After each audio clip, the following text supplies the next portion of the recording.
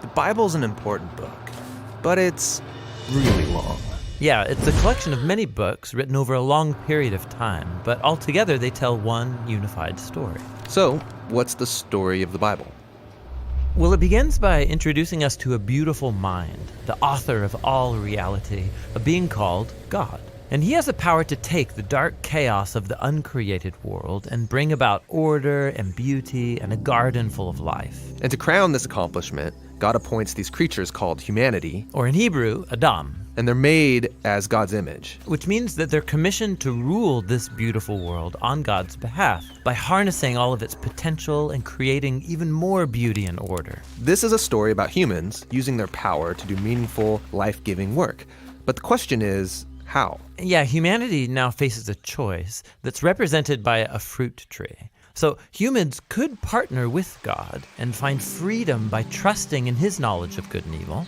Or They could seize power and define good and evil on their own, which, God warns, will kill them. and they hear the voice of a dark, mysterious creature that tells them the choice is simple. Take the fruit. It'll give you power and freedom to rule the world on your own terms. And so they seize this knowledge, and as a result, they become suspicious and self-protective. It leads to fractured relationships, violent power grabs, and ultimately, a whole civilization, Babylon, that has redefined evil as good. And so, God scatters this corrupted human project.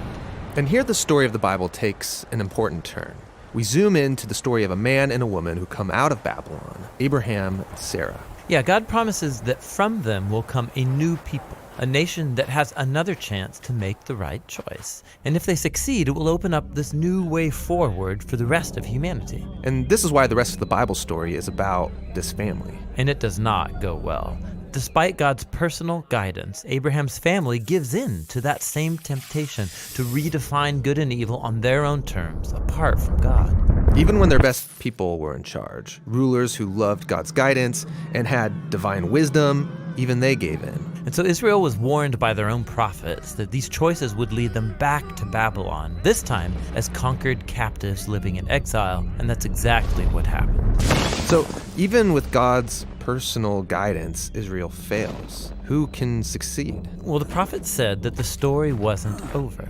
God's going to send a new leader to Israel to cover for their failures and to transform the people's hearts and minds so that they can make the right choice. And so the part of the Bible called the Old Testament ends, and these promises are left hanging. And then the biblical story continues into the New Testament. We're introduced to a man who comes from the line of Israel's kings, Jesus of Nazareth. And he said that he was bringing all these promises to their completion. He confronted that dark, mysterious evil that all humanity has given into and resisted its power. And then he announced that God had arrived to rule the world through himself.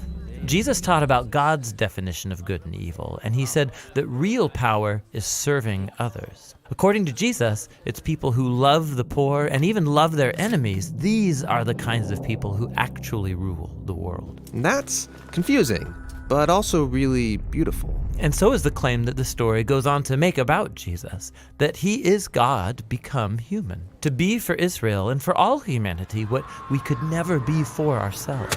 He came to take the consequences of our evil into himself, and his sacrificial love proved more powerful than evil, than even death itself. So now humanity's presented with a new choice. Represented by a new tree. Stick with the old way of being human, or venture into this new way. And in the story, those who choose the way of Jesus find themselves energized by God's own power. People who know that they are loved and forgiven by God can become people who love and forgive others in return. The Jesus movement quickly spread throughout the world, forming these new communities of people who follow the way of Jesus. But they faced problems. There was persecution from the outside by people in power, and inside there was confusion, even compromise. Yeah, because following Jesus is really hard. And so the movement's leaders, called apostles, they wrote letters to comfort and to challenge these communities to stay faithful to the difficult way of Jesus. And they're called to hope for the day when Jesus will come and change everything. And so the Bible ends by pointing to the future day, when all wrongs are made right, when evil is eradicated, heaven and earth are united, and humanity can rule the world together in the love and power of God. Okay, so that's the story of the Bible. and it brings all of these books together. But what's interesting is that each book contains a different kind of literature that contributes to the story in a unique way.